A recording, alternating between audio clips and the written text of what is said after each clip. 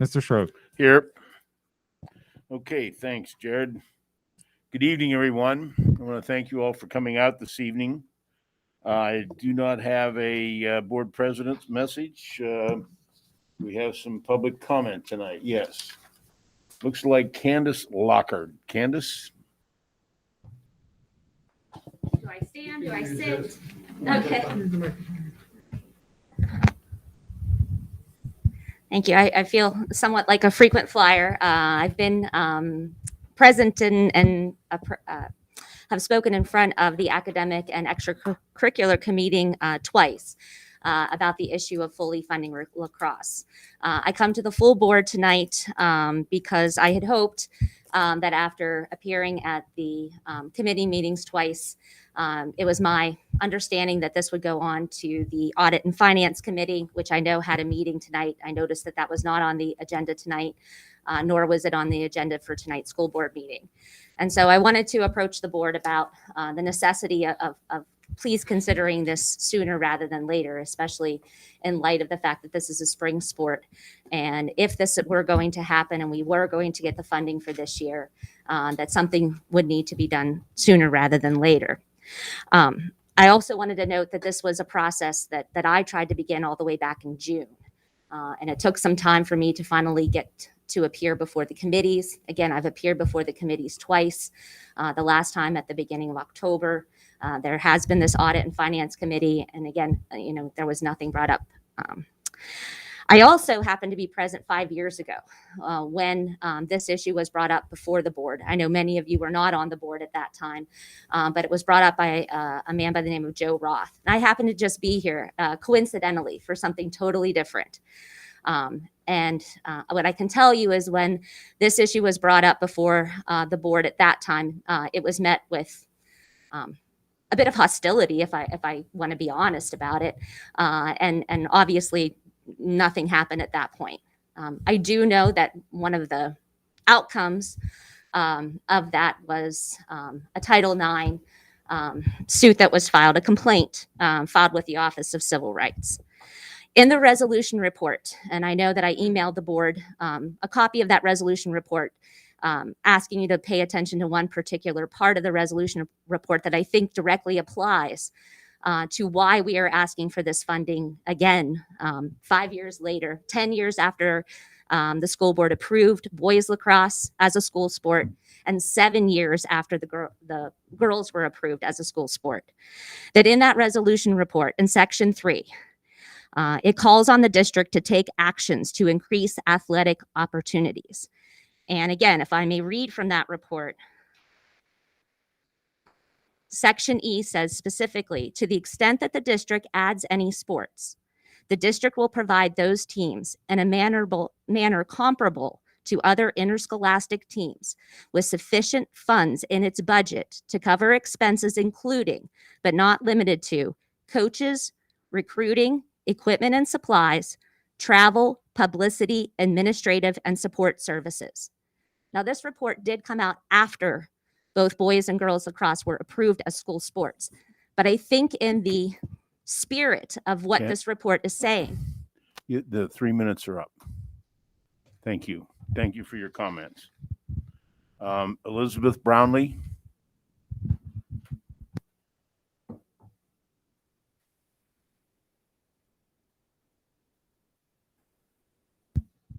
Hello, good evening.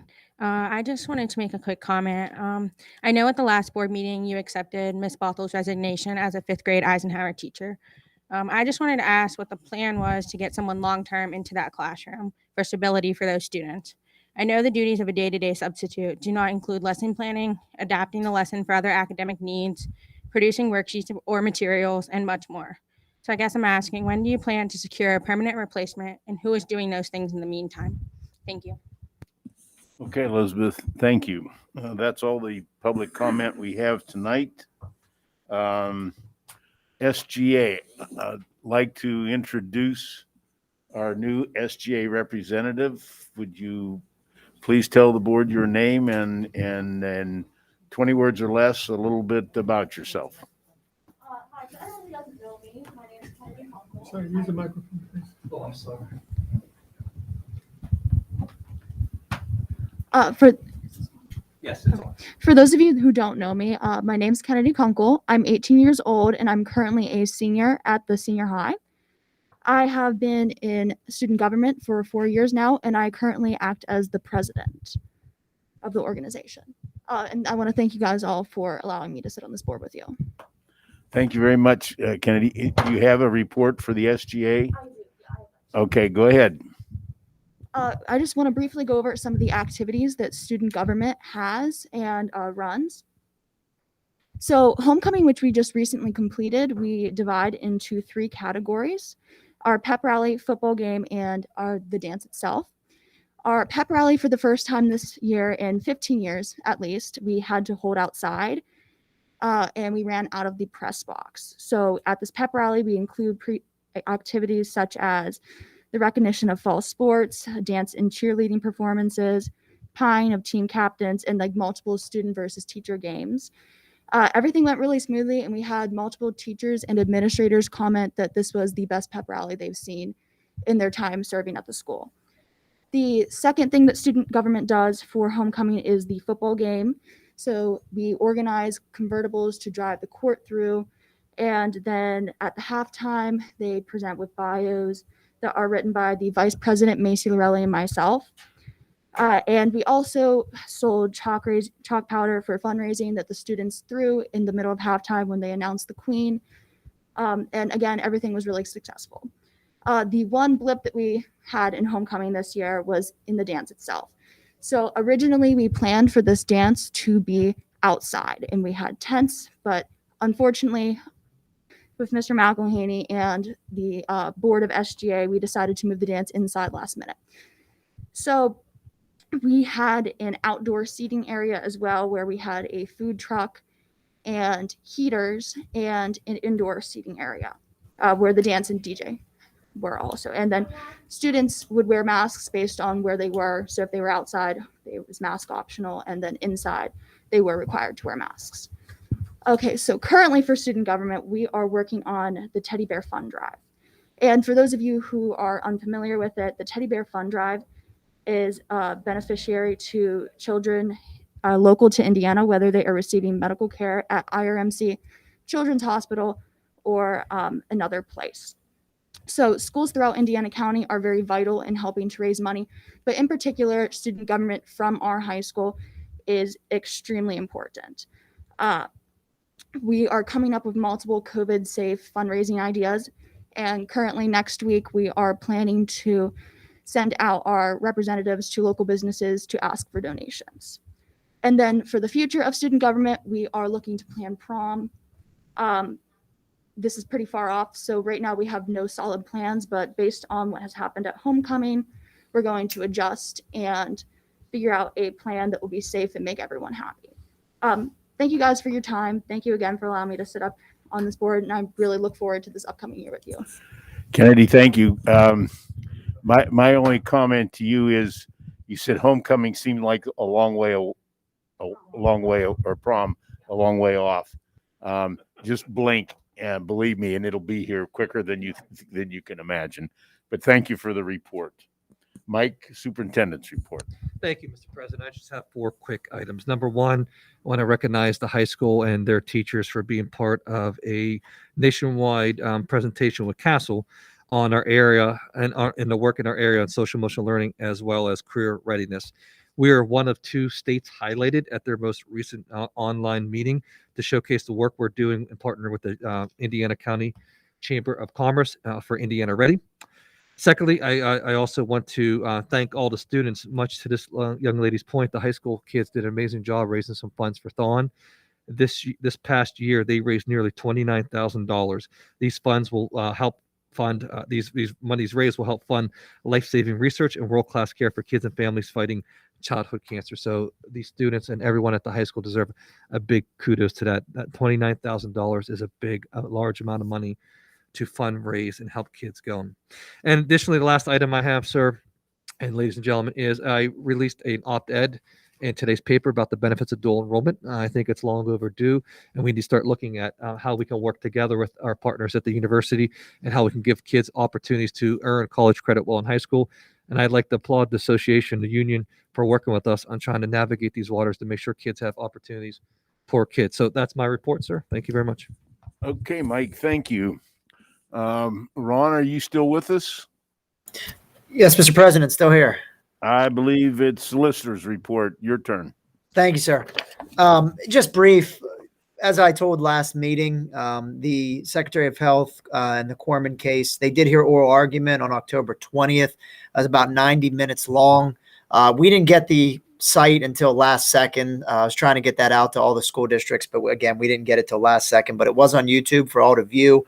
Really good questions by the judges. They really dug into the case law. They really dug into the regulatory agency requirements. So again, for anybody who did watch it, they did not give a timeline on when that decision is going to come out, but our understanding is that it should come out before the end of October based on the type of suit that was filed. So with that being said, again, we are anxiously awaiting that. That is kind of the final piece in the puzzle as it relates to the requirements the schools are under right now. And in other news, the panel in the there was a joint committee document requested by legislative leaders requiring a vote. And that vote did come in, and the panel did uphold the PA school mask rule after the House GOP sought review. So that is one thing that did get voted down in favor of the Secretary of Health's order. But like I said, we're still waiting for the decision coming from October 20th oral argument. That's all for me, Mr. President. Thank you.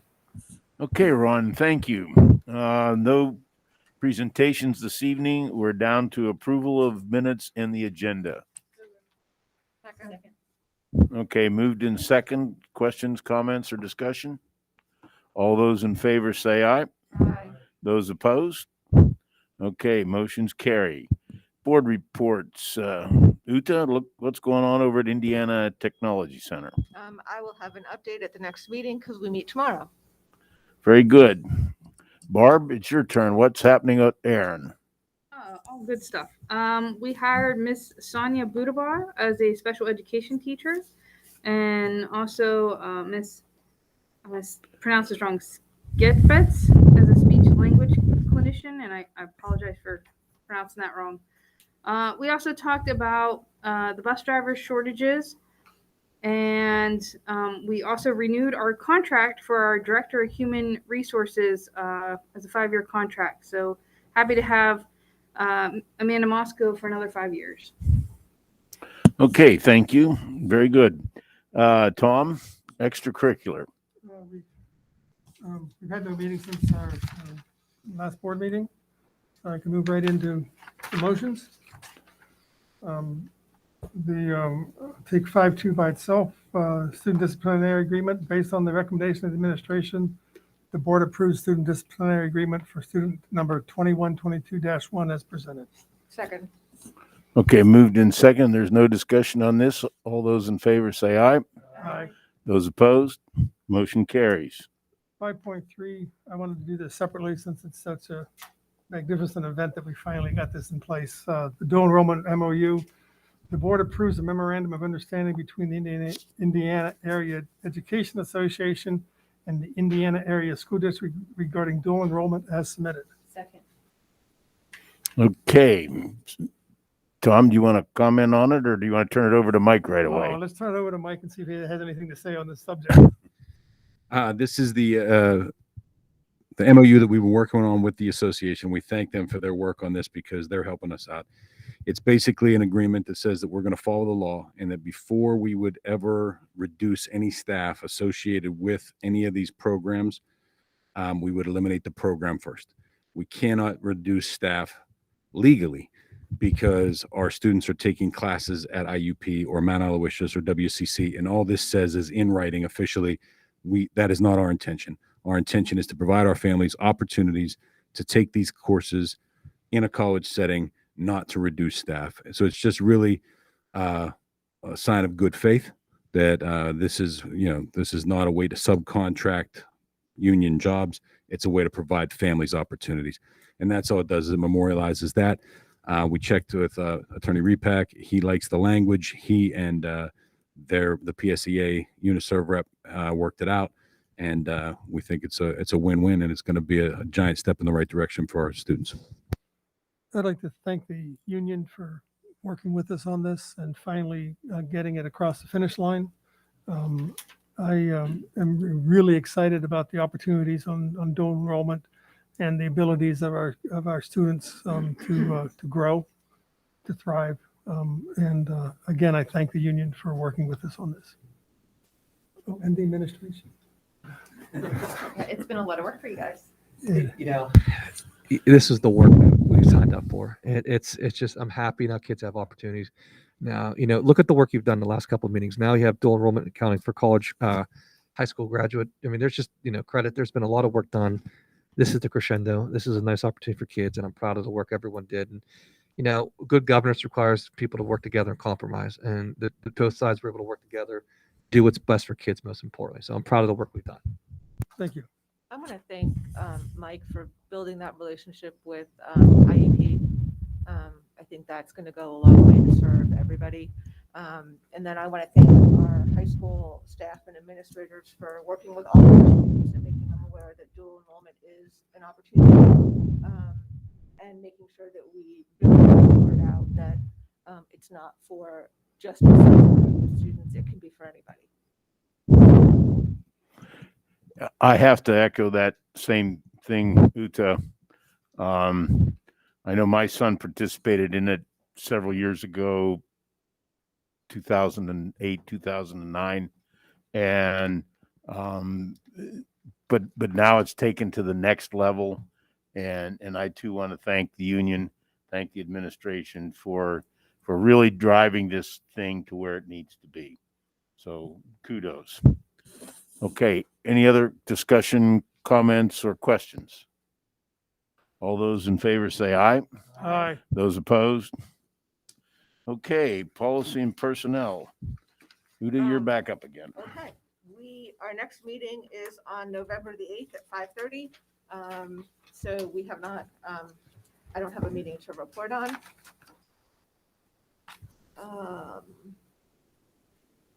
Can we take 6.2, 6.3, 6.4, and 6.5 all together? Yes. Okay. I move that we approve 6.2, 6.3, 6.4, and 6.5 as written. Second. Moved in second. Questions, comments, or discussion on any of those motions? Nothing heard. All those in favor say aye. Aye. Those opposed? Motion's carry. Buildings and grounds, Terry. Thank you. There's no report tonight. 7.2 motion is the bike roof replacement based on the recommendation of the Building Transportation Committee for the replacement of the east bike roof. Ford City approved as presented with an estimated cost of $718,472 for the school roof and $57,631 for the administration. Second. Okay, it's moved in second. Any discussion? Terry, any comments? Well, it's been discussed over the past year at numerous committee meetings. We debated about how to bid it, getting different estimates over time, and it's just something that really needs done.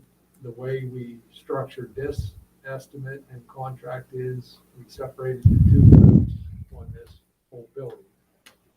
And Jared was able to negotiate in the event that we don't want to do the admin office roof, which is the $57,000, we can pull that out. But this motion, we get on the contractor schedule, hopefully for this coming summer. It also allows him to period, which with supply chain issues wide, there's a big issue, roof insulation. So support that we. Okay. Tom, go ahead. The East Pike roof is well over its 20-year lifespan, and it's the last roof that we hadn't replaced. So this will mean that all the roofs have been replaced under the ESCO, or this is the last roof to do. So Okay. I'm pleased to keep the buildings warm, safe, and dry. Anybody else? Okay, So we just had a finance committee meeting funding this project and possibly the HVAC system at this building also in the front and the back was discussed. So we have a plan to pay for this. Yeah, I do want to point out that we've been working on this for about 2 years now. I think, so I'm glad to see that we finally got the details worked out and are able to implement it. Anything else from the board members?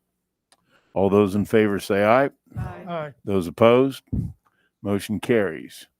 Julia, you had a committee meeting tonight. Yes, we did. We had a busy meeting tonight. I'd like to start our remarks by saying there's two things we want to get to. Number one is we've asked for a report on the outdoor learning classroom for the next meeting. So we can have an idea of where we stand with that in terms of, I know that we're doing a fund drive for that. The other thing is, I'm sorry we didn't have a chance to get to the athletic funding. I know it's a big concern and we understand time is of the essence, but we are going to have that brought forward at the next meeting. So I don't think anybody on the board doesn't want to be as helpful as possible. So we're going to look at some numbers at the next meeting, and at that point, we'll be able to have a proper discussion. So we were busy tonight, and Jared told us that the auditors are in our organization now, but we still have unaudited numbers, and we're showing up two things. We're showing a really healthy budget surplus of about 1.9 million, which it delights me to say that.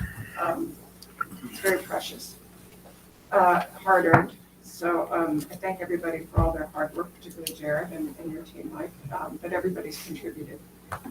One of the things that also we're seeing is that we would be, depending on what we do for capital reserve, we would be putting over about 9.9 million into the general fund, which is higher than what we usually run.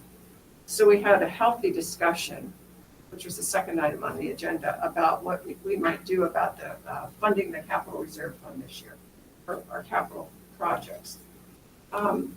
Jared gave us an interesting, and Jared, correct me if I'm wrong on this, but we're safe in terms of state questioning if we stick with our number of reserving 1.750 million, correct?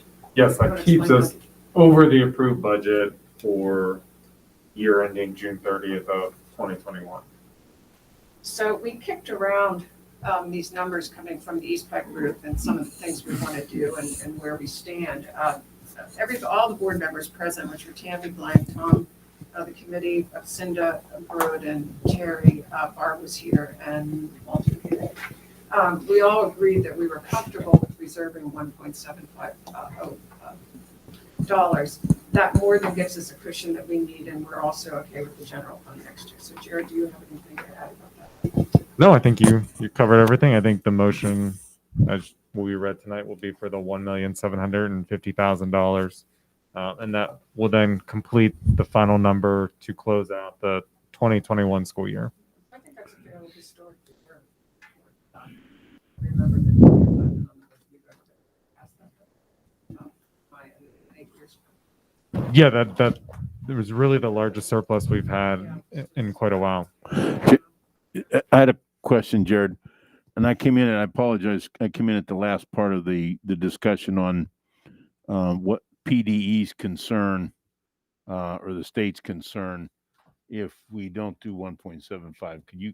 Could you give a brief rundown on what the issue is there? Yeah, the only thing that would be the issue if you would do more than the 1.75 is basically the final expenditures for that school year would be over the total budgeted expenditures that you approved in June of 2020 when you approved the 2021 school year budget.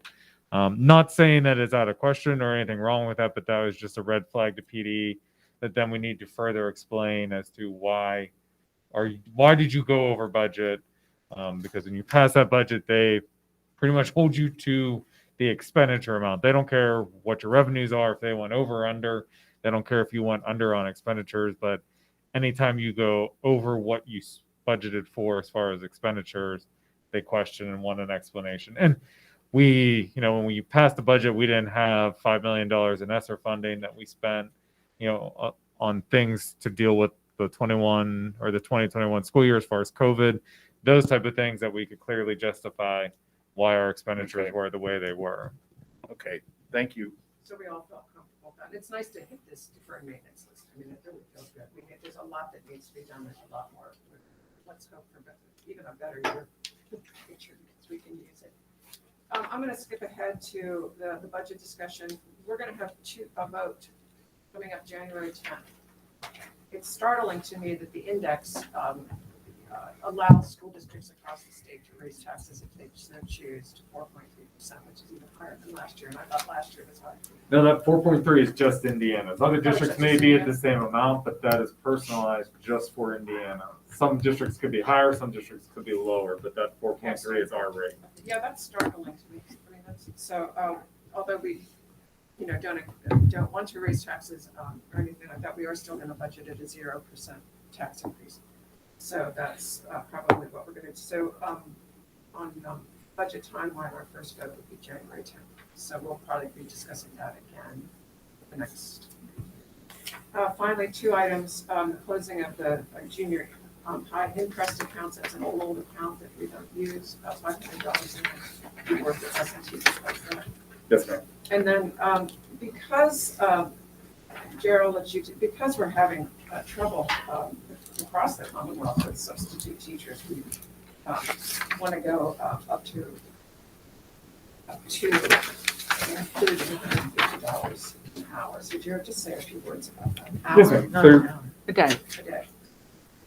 10 days. There is a motion on here. We did the same thing last year, just as a way to incentivize substitutes to work more days in the district.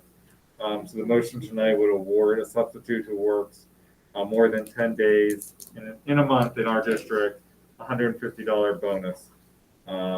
We struggle like many districts to get substitutes, and we're trying to use every tool possible to attract people to sub more.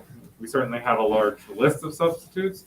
We just don't have a list of substitutes who consistently work on a daily basis, and that's what we're trying to help hopefully incentivize some people to do. So Okay, then as a friendly amendment, I could say in that motion, an incentive of $150 up to and including $150. yes, and then we had some discussion on Not per day, not per day. It's just a lump sum bonus if they work. It's per month. Per month. There we go. 10 days in a month. make it 10 days. 150. I'm sorry.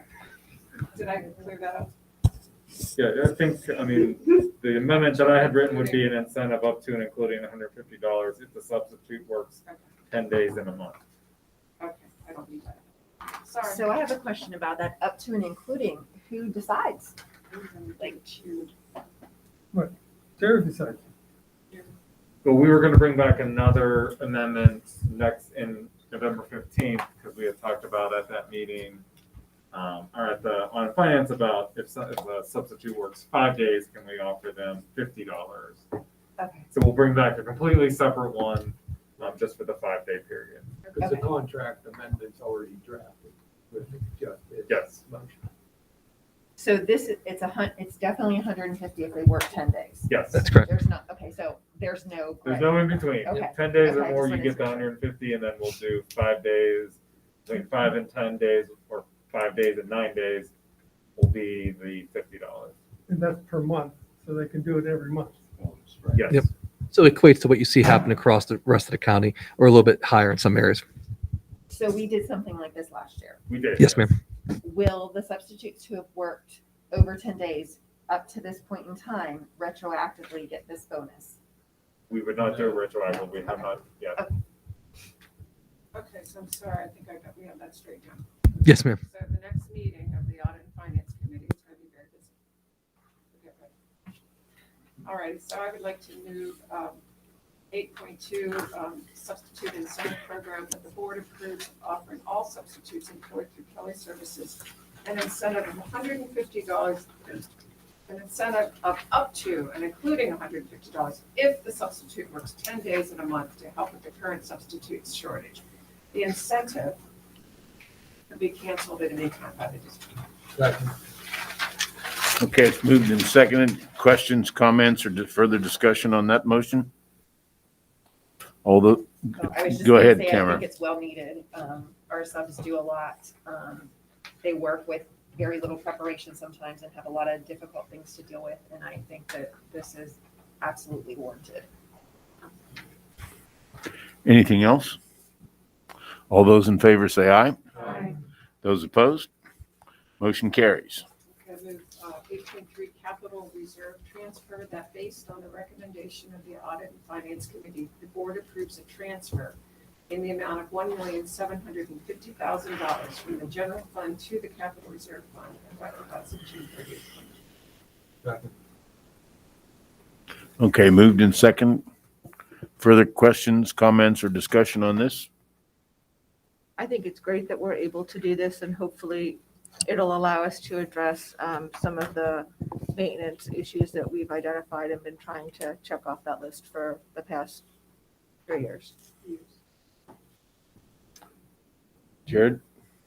No, this will greatly go to, the board and the administration have done great work to get this in place, and it'll go greatly towards helping to pay for the East Pike roof. And I apologize, I should have probably before, just one correction to that. It is effective June 30th of 2021. So the end of last school year. I apologize for that. Okay, motion is corrected to 2021. Further discussion or comments? All those in favor say aye. Aye. Those opposed? Motion carries. 8.4, closing of the junior high checking account, that the administration be approved to work with S&T Bank to close the JH and Press. I forgot to say something about the report. I'll go back and say that after. That the administration be approved to work with S&T Bank to close the JH and Press account and transfer any remaining balance to the junior high building project. Second. Okay, moved in second. Further discussion, questions, or comments? All those in favor say aye. Aye. Those opposed? Motion carries. Walter, I forgot to add in my committee report that we did have a very interesting and informative conversation and presentation by Mr. Malcolm Polly from Stewart Capital Group, which is part of the S&T Bank franchise. And he talked to us about ways, which we have to discuss again at the next committee meeting, about ways that we might be able to enhance our return on the money that comes through our general fund through a very specialized taxable bond fund.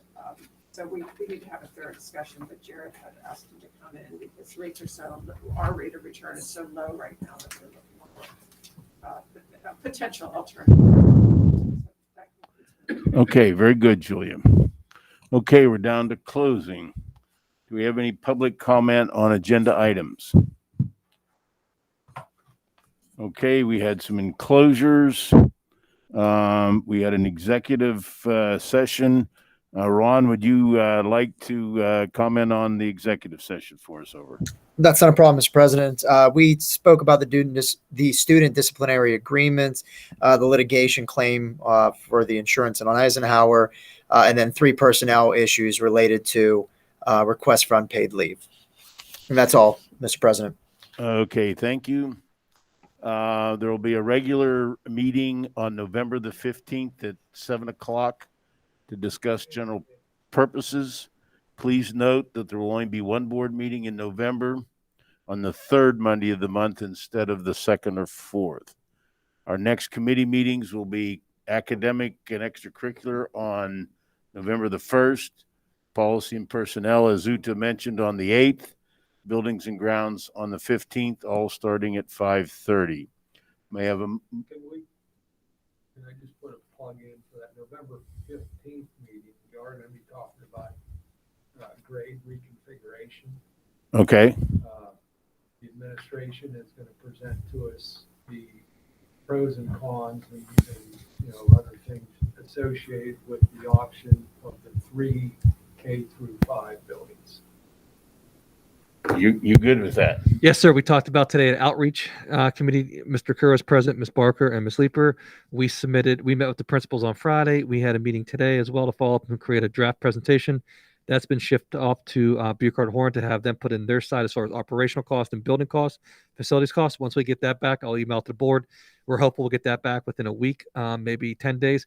Give that to the board and we'll discuss it at the November 15th meeting, like Mr. Kerr indicated. And then hopefully in the December one, if that's not done yet, Yep. we'll then the same thing with the Option number 2, which is the one large 4 or 5 building. Yes, sir. Okay. Jared, when's the next one?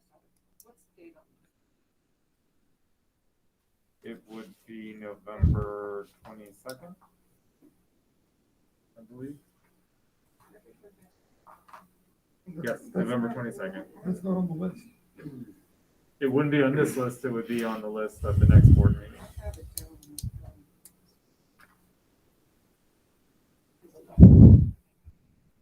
Okay.